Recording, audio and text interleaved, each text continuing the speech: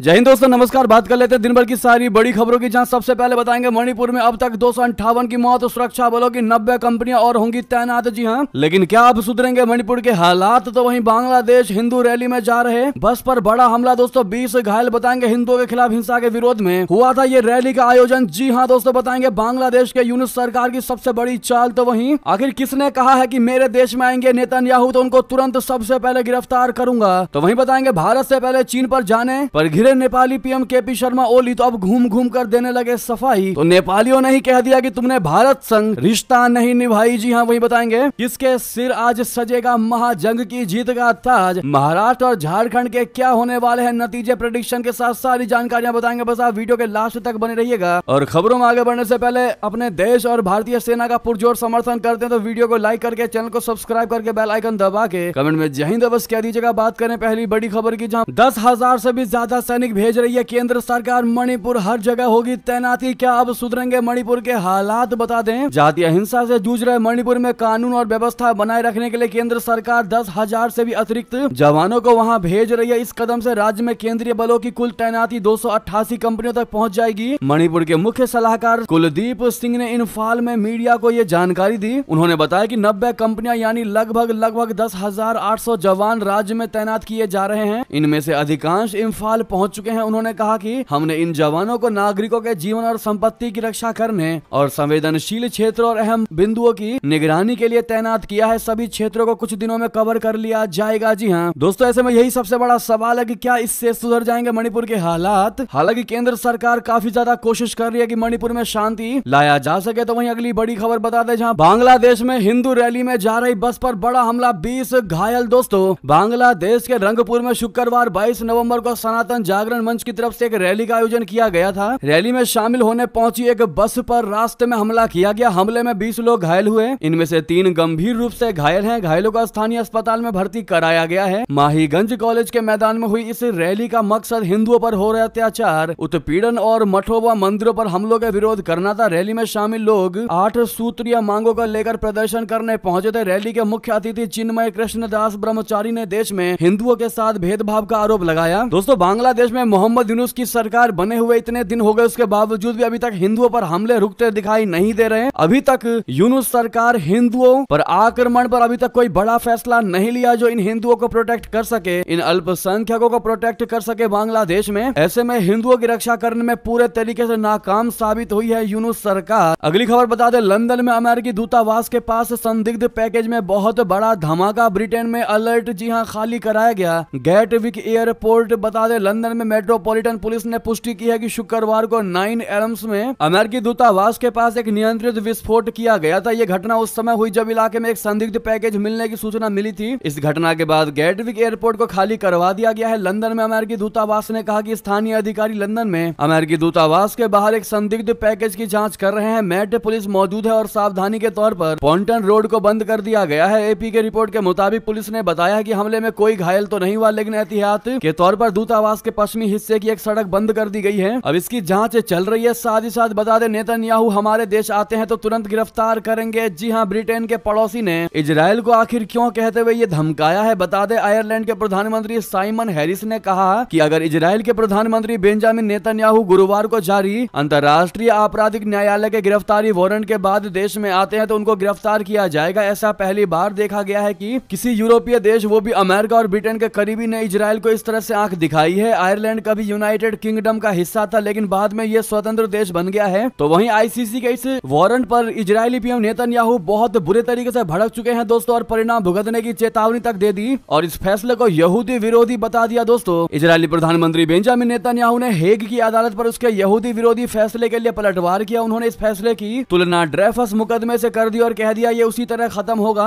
और साथ में गंभीर परिणाम भुगतने की भी चेतावनी दे दी नेतन्याहू जी ने। जी हाँ, उन्होंने कहा यह मुझ पर इजराइल के लोकतांत्रिक रूप से चुने गए प्रधानमंत्री और पूर्व रक्षा मंत्री योव गैलेंट पर जानबूझकर नागरिकों को निशाना बनाने का झूठा आरोप लगा रहा है। ये तब है जब हम नागरिक हताहतों से बचने के लिए अपने शक्ति में सब कुछ कर रहे हैं। तो वहीं आपको बता दें, भारत से पहले चीन जाने पर घिर गए नेपाली पीएम केपी शर्मा ओली अब घूम घूम कर दे रहे हैं सफाई। दोस्तों नेपाल के प्रधानमंत्री केपी शर्मा ओली भारत से पहले चीन जाने के अपने फैसले पर बुरी तरह से घिर चुके हैं। कई राजनेताओं और कूटनीतिक विशेषज्ञों ने ओली के इस फैसले की आलोचना की। इस पर अपने नेपाल दौरे का बचाव कर करते हुए ओली ने आलोचकों को उनकी कूटनीतिक प्राथमिकताओं पर सवाल उठाने के लिए बेतुका और कायरतापूर्ण करार दिया। काठमांडू में CPN-UML द्वारा आयोजित एक जनसभा को संबोधित करते हुए ओली ने पूछा कि कहां लिखा है कि किसी खास देश की यात्रा पहले करनी चाहिए? क्या यह धार्मिक ग्रंथों, संविधान या संयुक्त राष्ट्र चार्टर में है? ऐसी टिप्पणियां निराधार और कायरतापूर्ण है। दोस्तों, आज वो समय है जहां पर भारत विरोधी नेता सरकार में बने बैठे हैं, वो भी भारत के पड़ोस में, जैसे कि नेपाल में KP शर्मा ओली जो हमेशा से ही चीन के समर्थन में रहे हैं। तो दूसरी ओर बांग्लादेश में देख लीजिए, वहां पर भी मोहम्मद यूनुस की सरकार है जो लगातार भारत विरोधी फैसले लेते दिखाई दे रहे और पाकिस्तान के साथ, जो भारत का बहुत बड़ा दुश्मन है, उसके साथ दोस्ती बढ़ाता नजर आ रहा है। और हाल ही में हथियारों का जखीरा खरीदा है बांग्लादेश ने पाकिस्तान से। इससे बड़ा भारत विरोधी फैसला क्या ही कर सकता है बांग्लादेश। बाकी पाकिस्तान और चाइना तो है ही भारत के पड़ोसी जो ऑलरेडी भारत के दुश्मन बने बैठे हैं। अब इस पर आपकी क्या राय है दोस्तों, कमेंट में बताना बिल्कुल मत भूलिएगा। लेकिन अगर आप भी मानते हैं कि अकेला भारत ही इन सब पर भारी है तो सामने लाइक का बटन अभी तक आपने लाइक नहीं किया तो प्लीज दबा दीजिएगा। अगली खबर बता दे, रशिया के बैलिस्टिक मिसाइल हमले से घबराया यूक्रेन, संसद सत्र को कर दिया रद्द। जी हां, रशिया द्वारा बैलिस्टिक मिसाइल तैनात करने के कारण युद्ध के और भड़कने की आशंका के बीच यूक्रेन की संसद ने शुक्रवार को अपना सत्र रद्द कर दिया। यूक्रेन के 3 सांसदों ने पुष्टि की है कि शहर के केंद्र में सरकारी भवनों पर रूसी मिसाइल हमलों के खतरे के कारण पहले से निर्धारित संसदीय सत्र रद्द कर दिया गया है। रशिया ने भी पुष्टि कर दी है कि उसने एक नई तरह की मिसाइल से यूक्रेन पर हमला किया जो हाइपरसोनिक रफ्तार से उड़ने में सक्षम है। सांसद माइकिता पोतारोयो ने कहा कि न केवल संसद बंद है बल्कि उसके आसपास सभी वाणिज्यिक कार्यालयों और गैर सरकारी संगठनों के काम को सीमित करने की भी सिफारिश की गई है और स्थानीय निवासियों को बढ़ते खतरे के बारे में चेतावनी दी गई है। वहीं बता दें, व्लादिमीर पुतिन के सलाहकार ने जो बाइडेन पर भड़कते हुए कह दिया कि जानबूझकर रशिया को भड़का रहे हैं जो बाइडेन। जी हां, अमेरिकी राष्ट्रपति बाइडेन पर हमला बोलते हुए रूस के राष्ट्रपति पुतिन के सीनियर सलाहकार दिमित्री सुसलोव ने कहा कि बाइडेन जानबूझकर रशिया को भड़का रहे हैं। सुसलोव ने कहा कि वो ऐसा इसलिए कर रहे हैं ताकि यूक्रेन और रशिया के बीच संभावित बातचीत न हो सके। राष्ट्रपति के सलाहकार ने यूक्रेन युद्ध में उत्तर कोरियाई सैनिकों की मौजूदगी से इनकार कर दिया है। जी हां, साथ ही साथ बता दें, 3 देशों की यात्रा के बाद दिल्ली लौट चुके हैं प्रधानमंत्री नरेंद्र मोदी जी। कैसा रहा उनका ये विदेश दौरा, बता दें, प्रधानमंत्री नरेंद्र मोदी अपनी 5 दिवसीय विदेश यात्रा से स्वदेश वापस लौट आए हैं। उन्होंने नाइजीरिया, ब्राजील और गुयाना की यात्रा पूरी कर ली। उन्होंने अपनी इस यात्रा की शुरुआत नाइजीरिया से की और गुयाना में इस दौरे का अंत किया। इस दौरान प्रधानमंत्री मोदी ने ब्राजील की राजधानी रियो डी जेनेरियो में भी G20 सम्मेलन में हिस्सा लिया। गुयाना से स्वदेश लौटने के बाद प्रधानमंत्री मोदी ने अपनी कुछ यादें शेयर की। प्रधानमंत्री मोदी ने सोशल मीडिया प्लेटफॉर्म X पर एक पोस्ट शेयर किया जिसमें वो गुयाना के राष्ट्रपति इरफान अली के साथ भोजन करते हुए नजर आ रहे हैं। तस्वीरों में प्रधानमंत्री मोदी गुयाना के राष्ट्रपति के साथ वाटर लिली के पत्तों पर भोजन करते नजर आए। इस दौरान गुयाना के राष्ट्रपति उन्हें खाना परोसते नजर आ रहे हैं। साथ ही कई अन्य लोग भी वाटर लिली के पत्तों पर खाना खाते हुए दिखाई दे रहे हैं। जी हां, अब ऐसे में प्रधानमंत्री मोदी ने जॉर्ज टाउन में भारतीयों को संबोधित करते हुए महाकुंभ 2025 और श्री राम जन्मभूमि अयोध्या आने का न्योता दिया। प्रधानमंत्री मोदी जी नई दिल्ली रवाना होने से पहले जॉर्ज टाउन में भारतीय समुदाय को संबोधित किया। इस दौरान उन्होंने भारतीयों को प्रयागराज में शुरू होने जा रहे महाकुंभ 2025 और अयोध्या में श्री राम मंदिर में दर्शन करने के लिए आने का न्योता दिया। प्रधानमंत्री ने प्रवासी भारतीयों से कहा कि अगले साल 13 जनवरी से 26 फरवरी तक प्रयागराज में महाकुंभ का आयोजन किया जाएगा। मैं आप सभी को अपने परिवार और दोस्तों के साथ इस आयोजन में शामिल होने के लिए आमंत्रित करता हूं। आप अयोध्या में राम मंदिर भी देख सकते हैं। तो वहीं आपको बता दें, प्रधानमंत्री मोदी जी की लीडरशिप में देश ने नई नई ऊंचाइयों को छुआ है। जी हां, न्यूज 9 ग्लोबल समिट में ज्योतिरादित्य सिंधिया का सबसे बड़ा बयान। ज्योतिरादित्य सिंधिया ने कहा, जैसा कि मैंने कहा था कि भारत और जर्मनी के रिश्ते ऐतिहासिक रहे हैं। अगर आप इतिहास के पन्ने पलटे तो पाएंगे कि सभ्यताएं देशों के उतार चढ़ाव की साक्षी रही हैं। जहां तक भारत की बात है तो देश ने 1 दशक में पीएम मोदी के नेतृत्व में बदलाव की यात्रा देखी है। जी हां, पीएम मोदी के मार्गदर्शन में भारत ने नई ऊंचाइयों को छुआ है। उनकी लीडरशिप में देश के विकास में 180 डिग्री का बदलाव आया है। हम मानवता को ध्यान में रखते हुए आगे बढ़ रहे हैं। कश्मीर से कन्याकुमारी तक, भरूच से अरुणाचल प्रदेश तक अपने नागरिकों के जीवन को बदलना है। साथ ही साथ अगली खबर बता दें, राफेल फाइटर जेट में चीन की मिसाइलें लगाने जा रहा है मुस्लिम देश, भारत की बढ़ाएगा मुश्किलें। बता दें, फ्रांस में बना राफेल भारतीय वायुसेना का सबसे एडवांस लड़ाकू विमान है। इसे चीन के खिलाफ भारत के सबसे शक्तिशाली हथियारों में गिना जाता है, लेकिन इस पर भी अब चीन की नजर पड़ गई है। दरअसल राफेल को ऑपरेट करने वाला मिस्र जल्द ही अपने लड़ाकू विमानों में चीनी मिसाइलों को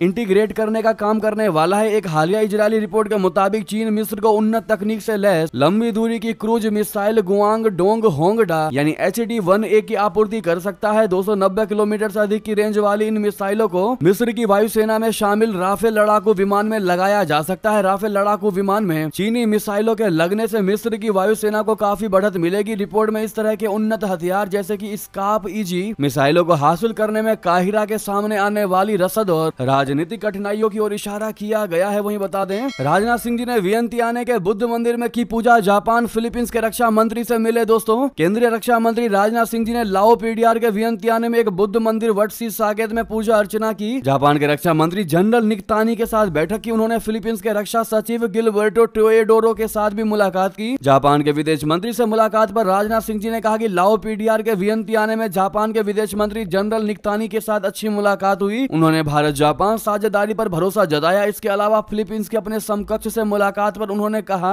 कि फिलीपींस के रक्षा सचिव से एक अच्छी मुलाकात हुई है। उन्होंने आगे कहा कि फिलीपींस हमारी एक्ट ईस्ट पॉलिसी और हिंद प्रशांत विजन में एक महत्वपूर्ण भागीदार है। फिलीपींस के संबंधों को मजबूत बनाने के लिए भारत प्रतिबद्ध है। वहीं बता दें, भारत विरोधी ट्रूडो की हेकड़ी तो देखें, अब भारतीयों को टूरिस्ट वीजा भी कम जारी कर रहा है कनाडा। दोस्तों, कनाडा ने अपनी वीजा नीति में संशोधन किया है। नई नीति के तहत 10 साल के मल्टी एंट्री वीजा को समाप्त कर दिया है। अब भारतीय नागरिकों को विस्तारित अवधि के बजाय व्यक्तिगत मूल्यांकन के आधार पर कम अवधि के वीजा की अनुमति दी गई है। Immigration, refugee and citizenship Canada यानी IRCC ने कहा कि नीति में बदलाव अस्थायी यानी टेम्परेरी आवर्जन स्तरों को प्रबंधित करने, आवास की कमी को दूर करने और जीवन की बढ़ती लागत को नियंत्रित करने के उद्देश्य से एक व्यापक रणनीति का हिस्सा है। यह भी देखा जा रहा है कि कनाडा भारतीयों को जारी किए जाने वाले पर्यटक वीजा की संख्या में कटौती कर रहा है। विशेष रूप से पंजाब के आवेदकों के लिए भारतीय नागरिकों को कनाडा का वीजा मिलने की संभावना 80% से गिरकर अब 20% से भी कम हो गई है। दोस्तों, साथ ही साथ बता दें, एक तरफ कनाडा भारत को हेकड़ी दिखाने की कोशिश कर रहा है तो दूसरी ओर उसके ही हालत खराब है। दोस्तों, कनाडा में खुद भूखे रहकर बच्चों के लिए खाना जुटाते लोग दिखाई दिए हैं। परेशान है सोसाइटी। ट्रूडो ने देश का ये क्या हाल कर दिया। कनाडा के लोग पूछ रहे हैं ट्रूडो से सवाल। बता दें, कनाडा इन दिनों महंगाई की भीषण मार से जूझ रहा है। हालात ऐसे हैं कि लोग अपने ग्रोसरी खर्च में कटौती कर रहे हैं ताकि अपने बच्चों को पर्याप्त भोजन उपलब्ध करवा सके।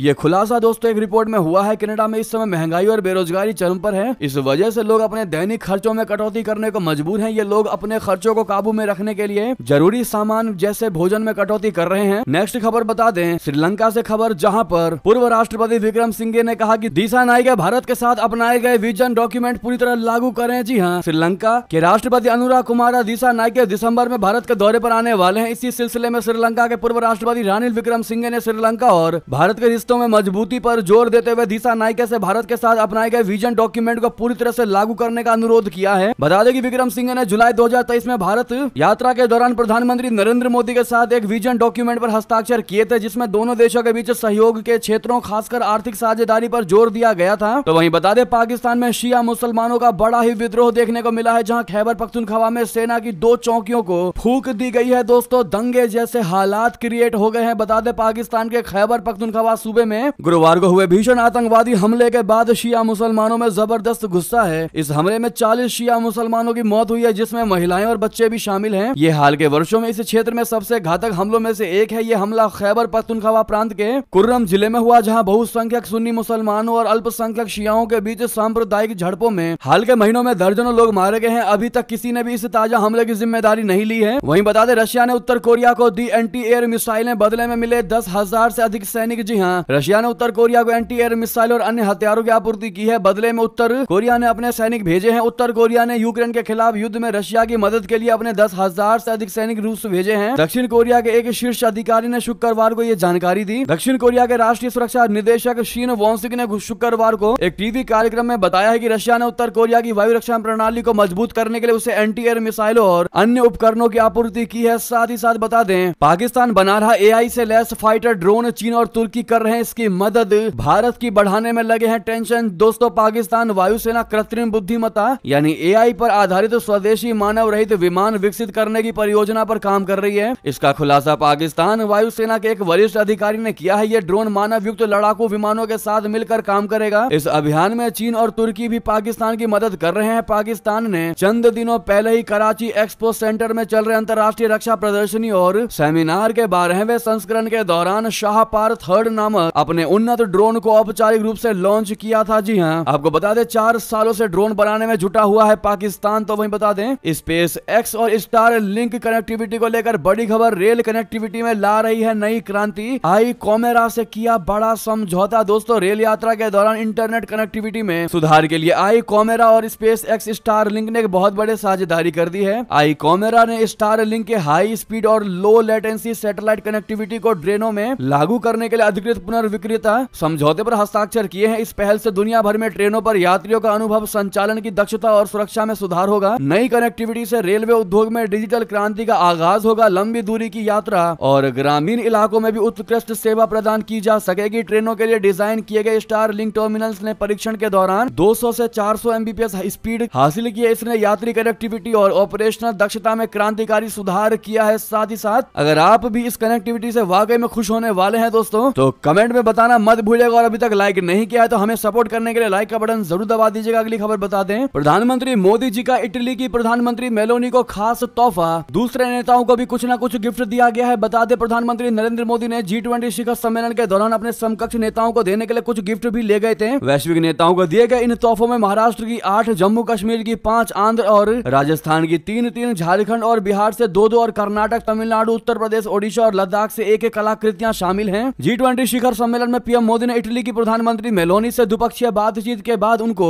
महाराष्ट्र में बना एक बेहद सुंदर चांदी का बना हुआ मोमबत्ती का स्टैंड दिया। इसके अलावा प्रधानमंत्री मोदी ने चिली के राष्ट्रपति गैब्रियल बोरी को एक चांदी और रोजवुड का सेरेमोनियल फोटो फ्रेम गिफ्ट किया। वहीं बता दें, सऊदी अरब ने इमरान खान को सत्ता से हटवाया है। जी हां, पीटीआई नेता की पत्नी बुशरा बीवी का दावा। पूर्व आर्मी चीफ बाजवा का भी लिया नाम। बता दें, जेल में बंद पाकिस्तान के पूर्व प्रधानमंत्री और पीटीआई संस्थापक इमरान खान की पत्नी बुशरा बीवी ने सऊदी अरब पर उनके पति के खिलाफ साजिश रचने का आरोप लगाया है। एक दुर्लभ वीडियो संदेश में बुशरा बीवी ने साल 2022 में इमरान खान के नेतृत्व वाली सरकार को हटाने में सऊदी अरब की भूमिका की बात कही है। वीडियो संदेश में बुशरा बीवी ने पाकिस्तान के तत्कालीन सेना प्रमुख जनरल कमर जावेद बाजवा का भी नाम लिया। बुशरा बीवी के वीडियो बयान को पाकिस्तान तहरीक इंसाफ के आधिकारिक एक्स हैंडल से शेयर किया गया। वहीं बता दें, महाराष्ट्र झारखंड में किसके सिर सजेगा ताज। विधानसभा चुनाव के नतीजे आज बता दें, महाराष्ट्र और झारखंड विधानसभा चुनाव के लिए मतों की गिनती शनिवार यानी आज 23 नवंबर सुबह 8 बजे से ही शुरू हो रही है। महाराष्ट्र में सभी की निगाहें सत्तारूढ़ भाजपा नीति महायुति और सत्ता में वापसी की कोशिश में जुटी महाविकास आघाड़ी के बीच मुकाबले के नतीजे पर टिकी है। भाजपा के नेतृत्व वाला एनडीए झारखंड में जीत की उम्मीद कर रहा है, जो 2000 में उसके शासन में बना राज्य है। सत्तारूढ़ झारखंड मुक्ति मोर्चा के नेतृत्व वाला गठबंधन राज्य में जीत के प्रति आश्वस्त है। यानी कि कुछ ही देर में दोनों राज्यों में सरकार को लेकर तस्वीर साफ होने जा रही है। ऐसे में सभी को बेसब्री से नतीजों का इंतजार है। दोनों राज्यों को लेकर एग्जिट पोल के नतीजों को अब हकीकत की कसौटी पर कितने खरे उतर पाते हैं, इसका उत्तर रुझान और परिणामों से स्पष्ट हो ही जाएगा। महाराष्ट्र में अधिकतर एग्जिट पोल में महायुति की जीत की भविष्यवाणी की है, जबकि झारखंड में बीजेपी गठबंधन की जीत का अनुमान है। ऐसे में दोस्तों, चुनाव के रिजल्ट आने से पहले आप लोग गैस करके जरूर बताइएगा आपके हिसाब से कौन होगा महाराष्ट्र की विजयी पार्टी और झारखंड की विजयी पार्टी। देखते हैं आपका अंदाजा कितना सेट बैठता है और हम आपके एक एक कमेंट का जवाब देंगे दोस्तों। और रिजल्ट आने के बाद जिनका सटीक जवाब होगा, जिनका सटीक प्रेडिक्शन बैठ जाएगा, वो वाकई में गुड प्रेडिक्टर कहलाएंगे। साथ ही साथ अगली खबर बता दें, केजरीवाल पर दिल्ली के एलजी ने कसा तंज। पूर्व मुख्यमंत्री से 1000 गुना बेहतर है सीएम आतिशी। जी हां, दिल्ली के उपराज्यपाल और दिल्ली सरकार के बीच की तल्खी जग जाहिर है। सरकारी फाइलों और विकास परियोजनाओं को लेकर ज्यादातर दोनों में वाद विवाद बना रहता है, लेकिन शुक्रवार को एक ऐसा मौका आया जब दिल्ली के एलजी ने दिल्ली के मुख्यमंत्री की मौजूदगी में उनकी तारीफ की। एलजी वीके सक्सेना शुक्रवार को IGDTUW के दीक्षांत समारोह को संबोधित कर रहे थे। इस समारोह में दिल्ली के मुख्यमंत्री आतिशी भी मौजूद थी। अपने भाषण में एलजी ने कहा, मुझे खुशी है कि आज दिल्ली की मुख्यमंत्री महिला है। उन्होंने आगे कहा कि मैं ये बड़े विश्वास के साथ कह सकता हूं कि ये अपने पूर्ववर्ती से 1000 गुना बेहतर हैं। जाहिर है कि एलजी की ये टिप्पणी दिल्ली के पूर्व सीएम और आम आदमी पार्टी के राष्ट्रीय संयोजक अरविंद केजरीवाल पर तंज था। जी हां, वैसे दोस्तों, अगर आपसे हम ये सवाल पूछे कि केजरीवाल या फिर आतिशी में दोनों में बेहतर कौन है, तो क्या जवाब देना चाहेंगे आप लोग बताइएगा जरूर। साथ ही साथ बता दें, श्री राम जानकी विवाह समारोह के लिए उज्जैन से मिथिला पहुंचेंगे 1,11,111 लड्डू। अयोध्या में श्री रामलला मंदिर के बाद अब नेपाल के मिथिला में भगवान महाकाल के लड्डू प्रसाद का वितरण किया जाएगा। मध्य प्रदेश के उज्जैन स्थित श्री महाकालेश्वर मंदिर प्रबंध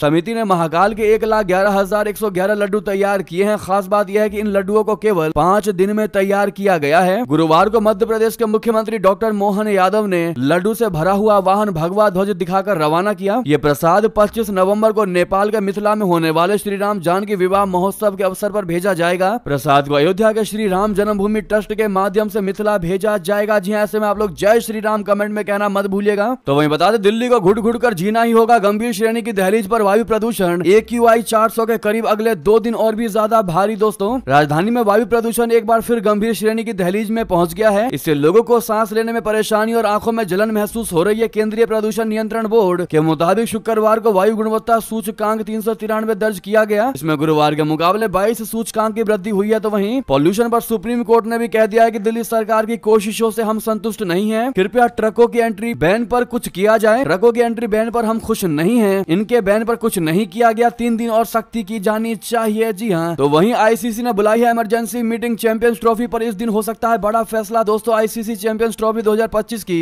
मेजबानी पाकिस्तान को मिली थी। वैसे इसका आयोजन पाकिस्तान में हो पाएगा या नहीं, इसको लेकर अनिश्चितता बरकरार है। भारतीय क्रिकेट नियंत्रण बोर्ड यानी बीसीसीआई ने अंतर्राष्ट्रीय क्रिकेट परिषद आईसीसी को साफ साफ बता दिया था कि टीम इंडिया इस टूर्नामेंट के लिए पाकिस्तान की यात्रा नहीं करेगी। ऐसे में ये टूर्नामेंट या तो किसी दूसरे देश में शिफ्ट हो सकता है या हाइब्रिड मॉडल के तहत आयोजित हो सकता है। अब चैंपियंस ट्रॉफी पर चर्चा और उसे अंतिम रूप देने के लिए मंगलवार को आईसीसी बोर्ड की इमरजेंसी मीटिंग होने जा रही है। बीसीसीआई और पाकिस्तान क्रिकेट बोर्ड समेत आईसीसी बोर्ड के सभी सदस्य वर्चुअली इस बैठक में शामिल होंगे। जी हाँ, इसी बीच ये थी की सारी बड़ी खबरें। आपको खबर कैसी लगी बताना बिल्कुल मत भूलिएगा और वीडियो को लाइक करके चैनल को सब्सक्राइब करके बेल आइकन दबा के कमेंट में जय हिंद कह दीजिएगा। मिलता अगली खबर में दोस्तों, लेकिन वीडियो को शेयर करना मत भूलिएगा दोस्तों में, भाइयों में, साथियों में, रिश्तेदारों में, व्हाट्सएप, फेसबुक, एक्स के माध्यम से। जय हिंद, जय भारत।